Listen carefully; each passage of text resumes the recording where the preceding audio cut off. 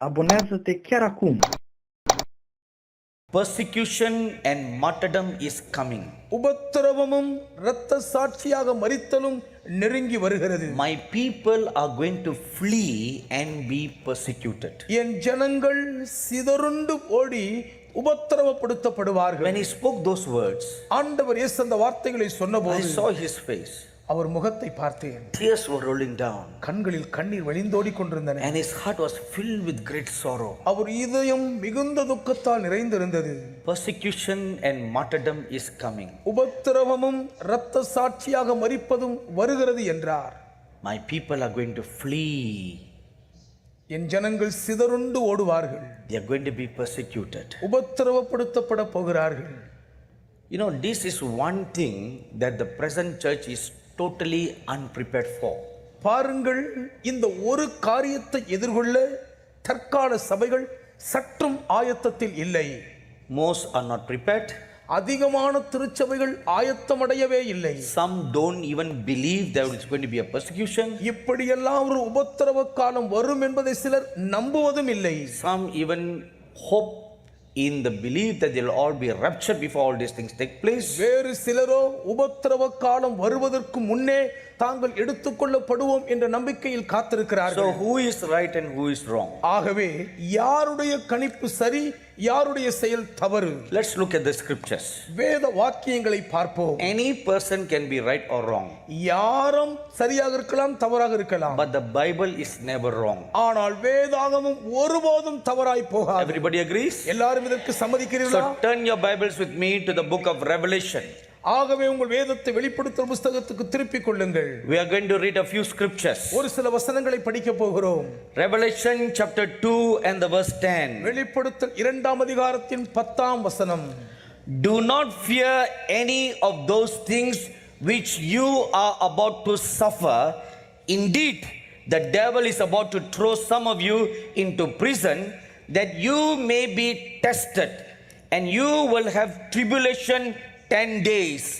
Be faithful until death, and I will give you the crown of life.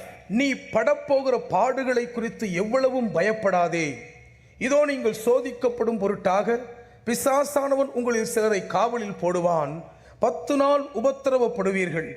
ஆகிலும் நீ மரண பரியந்தம் உண்மையாயிரு, அப்பொழுது ஜீவ கிரீடத்தை உனக்கு தருவேன். Now look at a few phrases in this scripture.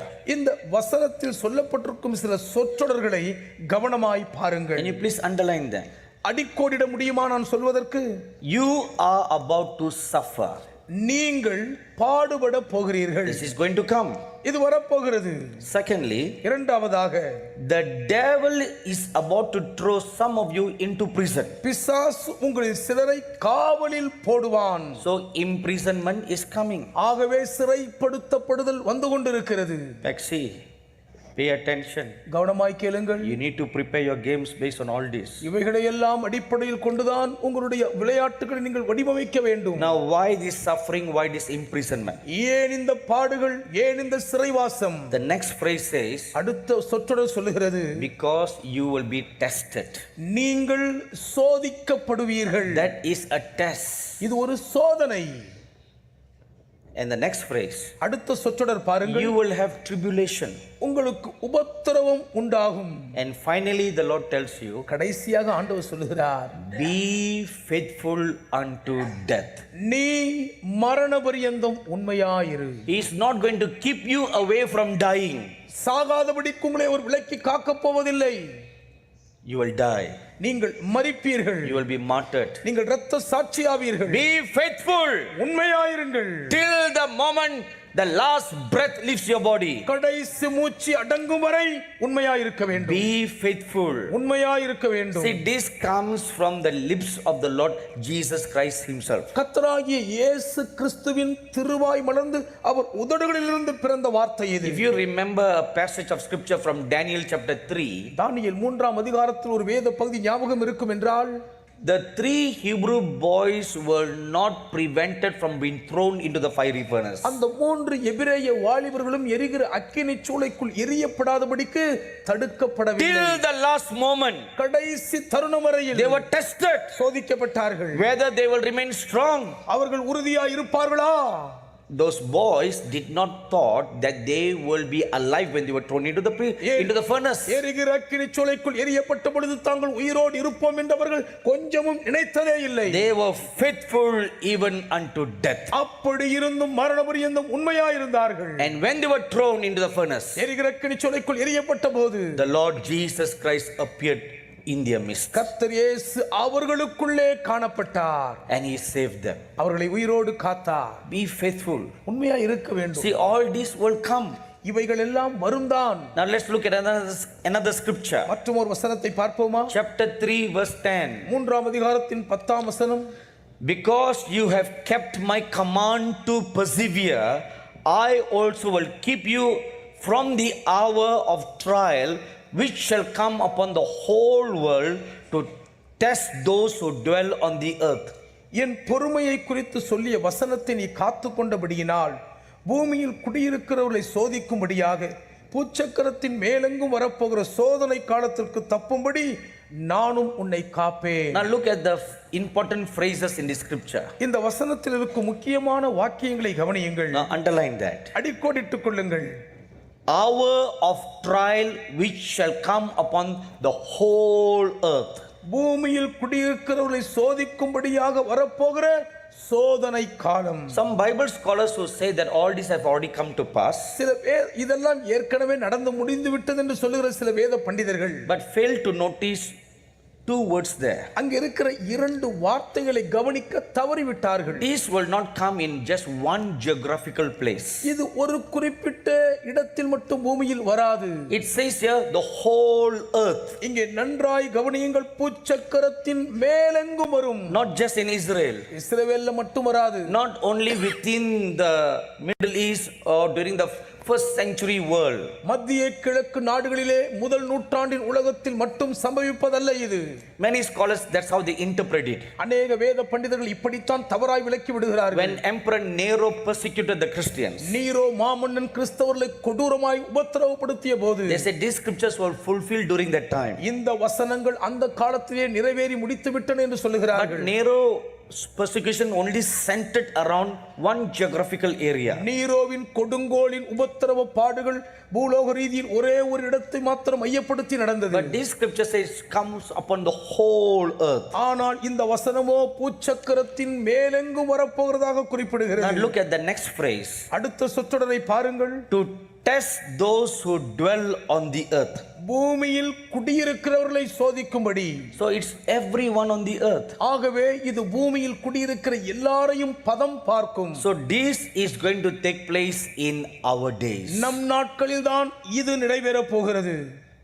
Remember Revelation 2:10 and 3:10. வெளிப்படுத்தல் 2:10 3:10 மறந்து விடவே கூடாது. So two things are going to take place. இரண்டு காரியங்கள் நடக்க போகின்றன. Persecution, உபத்திரவங்கள், martyrdom. இரத்த சாட்சியின் மரணம். Let's look at martyrdom. இரத்த சாட்சியை பார்ப்போம். Revelation chapter 6 வெளிப்படுத்தல் 6ஆம் அதிகாரம் verses 9 to 11. 9 முதல் 11ஆம் வசனம் வரை. When he opened the fifth seal, I saw under the altar the souls of those who had been slain for the word of God and for the testimony which they held. அவர் 5ஆம் முத்திரை உடைத்த போது தேவ வசனத்தின் நிமித்தமும் தாங்கள் கொடுத்த சாட்சி நிமித்தமும் கொல்லப்பட்டவருடைய ஆத்துமாக்களை பலிபீடத்தின் கீழ் கண்டேன். And they cried with a loud voice, saying, How long, O Lord, holy and true, until you judge and avenge our blood on those who dwell on the earth? அவர்கள் பரிசுத்தமும் சத்தியமும் உள்ள ஆண்டவரே, தேவரீர் பூமியின் மேல் குடியிருக்கிறவர்களிடத்தில் எங்கள் இரத்தத்தை குறித்து எதுவரைக்கும் நியாய தீர்ப்பு செய்யாமலும் பழிவாங்காமலும் இருப்பீர் என்று மகா சத்தமிட்டு கூப்பிட்டார்கள். Then a white robe was given to each of them, and it was said to them that they should rest a little while longer until both the number of their fellow servants and their brethren who would be killed as they were was completed. அப்பொழுது அவர்கள் ஒவ்வொருவருக்கும் வெள்ளை அங்கிகள் கொடுக்கப்பட்டது. அன்றியும் அவர்கள் தங்களைப் போல கொலை செய்யப்பட போகிறவர்களாகிய தங்கள் உடன் பணிவிடைக்காரரும் தங்கள் சகோதரருமானவர்களின் தொகை நிறைவாகும் அளவும் இன்னும் கொஞ்சம் காலம் இளைப்பாற வேண்டும் என்றவர்களுக்கு சொல்லப்பட்டது. Now let us look at few important phrases in the scriptures. இந்த வேத வசனங்களுக்குள் இருக்கும் சில முக்கிய சொற்றொடர்களை கவனிப்போம். Verse 9. 9வது வசனம். Underline the last sentence. கடைசி பகுதியை அடிக்கோடிட்டுக் கொள்ளுங்கள். Slain for the word of God and for the testimony which they held. தேவ வசனத்தின் நிமித்தமும் தாங்கள் கொடுத்த சாட்சி நிமித்தமும் கொல்லப்பட்டவர்கள். You are preaching the word of God. தேவ வசனத்தை பிரசங்கித்தவர்கள். And you bear the testimony of Jesus Christ in you. இயேசு கிறிஸ்துவை பற்றிய சாட்சியை உங்களுக்குள் வைத்து காத்துக் கொண்டவர்கள். Now look at verse 11. 11வது வசனத்தை பாருங்கள். Fellow servants உடன் பணிவிடைக்காரர் speaks of the ministers of God. தேவனுடைய ஊழியர்களை குறித்து சொல்கிறது. And brethren சகோதரருமானவர்கள் speaks of the believers. விசுவாசிகளை குறித்த சத்தியம். So they will be martyred. ஆக இவர்கள் இரத்த சாட்சிகளாக்கப்படுவார்கள். God has apportioned a certain number. ஒரு குறிப்பிட்ட தொகையை தேவன் குறித்து வைத்திருக்கிறார். And that number must be completed. அந்த தொகை நிறைவாக வேண்டும். Like the cup must run over. பாத்திரம் நிரம்பி வழிகிறதை போல. Only after that அதுக்கு அப்புறம்தான் the Lord will rise up in judgment. கர்த்தர் நியாயம் தீர்க்கும்படி கொதித்தெழும்புவார். So the cup needs to be filled. ஆக பாத்திரம் நிரம்பியாக வேண்டும். There are so many mysteries about martyrdom. இரத்த சாட்சிகளை பற்றி எத்தனையோ மறைபொருள்கள் இருக்கின்றன. When the Lord told me that this is going to be fulfilled in this year, இந்த ஆண்டிலே இது நிறைவேறும் என்று கர்த்தரிடத்தில் சொன்னபோது, so he called me to organize a martyrs conference. ஒரு இரத்த சாட்சிகளுடைய மாநாட்டை நடத்தும்படி அழைத்தார். So in the first week of May we had a 3 days of conference for martyrs. அதனால்தான் மே மாதத்தின் முதல் வாரத்தில் 3 நாட்கள் இரத்த சாட்சிகள் மாநாடை நடத்தினோம். About 1000 people from 14 nations came from the conference. ஏறக்குறைய 14 நாடுகளிலிருந்து 1000 பிரதிநிதிகள் அங்கே கலந்து கொண்டார்கள். And the Lord revealed why a martyr is necessary. ஒரு இரத்த சாட்சியாக மரிப்பது ஏன் அவசியம் என்று கர்த்தர் வெளிப்படுத்தினார். Why their blood must be shed. அவர்கள் இரத்தம் ஏன் சிந்தப்பட வேண்டும்? Why their body must be buried in the ground. அவர்களது சரீரம் ஏன் நிலத்தில் புதைக்கப்பட வேண்டும்? It is a seed offering. அது ஒரு விதை காணிக்கையாகும். A seed that must be sown on the ground. அது பூமியில் ஒரு விதையாய் விதைக்கப்பட வேண்டும். To reap a harvest. ஒரு அமோக அறுவடையை அறுக்கும்படியாக. Why this is really necessary, I don't know. ஏன் இது இவ்வளவு அவசியமானதோ என்று எனக்கு தெரியாது. It's a mystery. இது ஒரு ரகசியம், மறைபொருள். But this is something that is a hidden mystery in the mind of God. ஆனாலும் இது தேவனுடைய சிந்தைக்குள்ளே மறைபொருளாகவே மறைந்திருந்த ஒரு காரியமாகும். Like what Dr. Bruce shared about seeing children martyrs.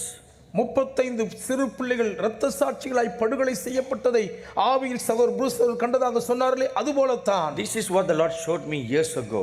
பல ஆண்டுகளுக்கு முன்பு ஆண்டவருக்கு இதை காண்பித்தார். Just as the knife or the sword is about to come and touch your skin, அந்த கூரிய பட்டயத்தின் முனை உங்கள் தோலை தொட இருக்கும் நேரத்தில், you know, at the very precise moment either the bullet hits you or the sword comes and touches your skin. துப்பாக்கி முனையோ குண்டுகளின் முனையோ இல்லாவிட்டால் கூரிய கத்தி முனையோ உங்களை வெட்டுவதற்கும் துளைப்பதற்கும் துல்லியமான தருணத்தில், At that nanosecond, அந்த ஒரு நொடி பொழுதில் your spirit comes out of your body உங்கள் ஆவி உங்கள் உடலை விட்டு வெளியேறிவிடும். and your physical body doesn't feel anything. உங்கள் மாம்ச சரீரத்துக்கு எதுவுமே தெரியாது. You know, when I was first taught this, முதல் முறை இதை நான் பேசிய போது I won't say I couldn't believe it. என்னால் இதை நம்ப முடியாதுன்னு சொல்ல மாட்டேன். I couldn't process it. அதை என்னால் நினைத்து பார்க்க முடியவில்லை. And the Lord Jesus showed me a scriptural reference for that. அதற்கு தகுந்த ஒரு வசன ஆதாரத்தை ஆண்டவர் இயேசு காண்பித்தார். In Acts chapter 7, அப்போஸ்தலர் 7ஆம் அதிகாரத்தில் you'll read that Stephen was stoned. ஸ்தேவான் கல்லெறியுண்டதை படிக்க முடியும். And he keep on praying. ஆனால் அவர் ஜெபித்துக் கொண்டே இருக்கிறார். He said, I see heavens open. பரலோகம் திறந்திருக்கிறதை பார்க்கிறேன். And people were stoning him. ஆனால் மக்களோ கல்லெறிந்து கொண்டிருக்கிறார்கள். You know, when you are being stoned, நீங்கள் கல்லெறியப்படும் போது, all those are not small pebbles. அதெல்லாம் சின்ன கூழாங்கல் கிடையாது. They are big stones. பெரிய பெரிய பாறாங்கல் மாதிரி பெருசு. You know, about a few years ago, சில ஆண்டுகளுக்கு முன்பு I went to speak at a meeting in a city in southern India called Tanjavur. தென்னிந்தியாவிலே Thanjavur என்ற ஒரு மாவட்டத்திலே கர்த்தருடைய வார்த்தையை பிரசங்கிக்க போயிருந்தேன். So after I came from preaching and I was about to enter into my car, நான் பிரசங்கித்து முடித்துவிட்டு என் காருக்குள் ஏற இருந்த நேரத்தில் a few people came to greet me. சிலர் என்னை வாழ்த்தும்படி வந்திருந்தார்கள். And suddenly I felt something being thrown at me. திடீரென்று ஏதோ என் மேல் வீசி எறியப்படுகிறதை உணர்ந்தேன். Before I could realize anything, எதையும் நான் உணர்ந்து சுதாரிப்பதற்குள் a big fat stone as big as the palm of my hand. பாருங்க, ஒரு பெரிய கல் என் உள்ளங்கை அளவுக்கு பெருசு. A woman took the stone and threw at my face. ஒரு பெண் அந்த கல் எடுத்து என் மூஞ்சிலே எரிஞ்சா. And she was just about 5 feet away from me. ஒரு 5 அடி தான் என்னை விட்டு தூரத்தில் இருக்கிறா. And the stone had sharp edges all around it. அந்த கல் முனை கூர்மையாய் இருந்தது. And I didn't realize anything. ஒண்ணுமே நான் உணரவில்லை. Then I vaguely remembered. எனக்கு கொஞ்சம் ஞாபகம் இருந்துச்சு. You know, when you are standing 5 feet away from you, உங்ககிட்ட இருந்து 5 அடி தூரத்துல ஒருத்தர் நின்னா, it's bull's eye. அது பாருங்க, luck Never miss breaking somebody's head. ஒருத்தருடைய மண்டையை உடைக்காம விட முடியாது. But don't try it later on. யாரும் போய் அப்புறம் முயற்சி எடுத்து பாத்துறாதுங்க. But I remember the stone coming directly at me. என்னை நோக்கி அந்த கல் வந்தது மட்டும் ஞாபகத்தில் இருக்கு. It touched on the left corner of my forehead. என் நெற்றியின் இடது முனையை தொட்டது. And just dropped at my left feet. அப்படியே இடது காலில் கீழே விழுந்தது. Then suddenly a few people went and grabbed that woman. அப்பதான் மக்கள் ஓடி போய் அந்த பெண்ணை பிடித்துக் கொண்டார்கள். And she keep on hurling profanities at me. அவள் என்னை திட்டி தீர்த்தாள். Then only then I saw the stone. அப்புறம் தான் கல்லை பார்த்தா. It's a big stone. பெரிய கல்லு. It would have broken the head into pieces. கருங்கல் மேல பட்டிருந்தா மண்டையை உடைச்சிருக்கும். Those kinds of stones were thrown at Stephen. இப்படிப்பட்ட கல்லுகள் தான் ஸ்தேவான் மேல் எறியப்பட்டன. How could he still kneel down and pray? அப்படி இருந்தும் எப்படி அவரால் இன்னும் முழங்கால் படிட்டு ஜெபிக்க முடிந்தது? Then the Lord showed me what happened. நடந்ததை கர்த்தருக்கு காண்பித்தார். When the first stone was thrown at him, முதல் கல் ஸ்தேவான் மேல் எறிந்த உடனே his spirit came out. அவருடைய ஆவி வெளியே வந்து விட்டது. That's when he saw the heavens open. அப்பொழுதுதான் அவர் வானங்கள் திறந்திருக்கிறதை And கண்டார். as his spirit was praying, his mouth was also praying at the same time. அவருடைய ஆவி ஜெபிக்கும் பொழுது வாயும் தானாய் ஜெபித்துக் கொண்டிருக்கிறது. But they don't feel anything. ஆனால் அந்த ஒரு உணர்வும் இல்லை. So this is one of the blessedness about a martyrdom. இரத்த சாட்சியாய் மரிப்பதில் இருக்கும் மிக சிறந்த பாக்கியம் இதுவும் So ஒன்றாகும். don't have to fear that. அதனால இரத்த சாட்சியான பயந்துடக்கூடாது. It's a great honor to be called a martyr. இரத்த சாட்சி என்று அழைக்கப்படுவது கிடைப்பதற்கரிய கிடைக்கப்பெற்ற பெரும் கணம். And you know, in heaven, the martyr scars, they shine like stars. உங்களுக்கு தெரியுமா, பரலோகத்தில் இரத்த சாட்சிகளுடைய காயத்தழும்புகள் நட்சத்திரங்களாய் மின்னி ஜொலிக்கும். And they have a special robe that no one else wears. வேறு யாருமே உடுத்திராத விசேஷித்த சிறப்பங்கி அவர்களுக்கு உண்டு. And there's a special place in heaven for where all the martyrs live. இரத்த சாட்சிகள் மாத்திரம் வாழ்ந்து மகிழும் ஒரு தனி சிறப்பிடம் பரலோகத்தில் அவர்களுக்கு என்று உண்டு. This is a high exalted honor the Lord gives the martyrs. இரத்த சாட்சிகளுக்கு என்று கர்த்தர் கொடுக்கும் உயர்ந்த உன்னதமான கணமாகும் அது. So the number of martyrs needs to be fulfilled. இரத்த சாட்சிகளின் தொகை நிறைவாக வேண்டும். And martyrdom is coming. Abonează-te chiar acum